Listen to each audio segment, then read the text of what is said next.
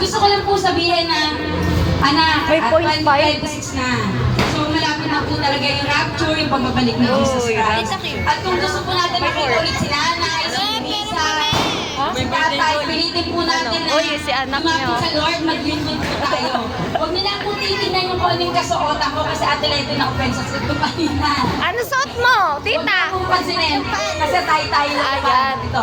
Pero hindi, seryoso, ang ginaano ko po, ang paglapit sa Lord kasi, ano ba eh, parang kumbaga ko sa, ano ba yung love? Love is a choice or love is a feeling. So yung paglilingkod po sa Lord is a choice. Dalawang dahilan yan eh, sa paglito or sa kanan. Ngayon kung gusto natin makasama ang Lord isang araw, pilitin natin na lumapit sa Kanya, maglingkod po tayo.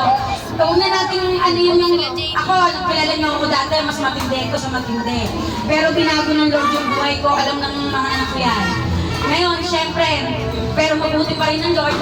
Pero dahil syempre, tao pa rin tayo, may kainaan. Ang kagandahan dito, kapag naglilingkod ka sa Lord, magkasala ka man, humingi ka lang ng sorry sa Lord, patatawarin tayo. At hindi na tayo magiging sa buhay na makasalanan ng tawagin. Kumbaga, hindi na tayo comfortable na gawin yung mga bagay na hindi kinaglulugan ng Diyos.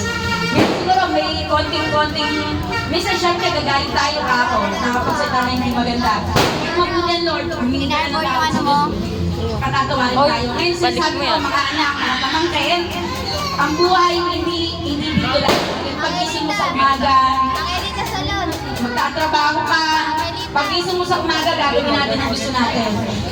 Dapat pag-ising natin sa umaga, kausapin natin ang Lord. Bago matulog, kausapin natin ang Lord. Lahat ng oras, kausapin natin ang Lord. Kasi ang buhay hindi natin alam. Huwag tayo masyadong magpakasarap. Kasi, ayun na, hindi natin alam ang buhay. Hindi natin alam ang bukas buhay pa tayo. Yun lang po. Naway, ang 2026, ibigay natin sa Lord yung buhay natin. Naway, magkakasama tayong maglingkod sa Lord. Dahil ito po ay katutuwa ng nanay, hindi sa lahat katutuwa po ng Lord. Ayun lang po. Happy New Year! Ito po yung kailangan ni nanay nung bago po siya dinala sa ospital. Nakausap po niya ako.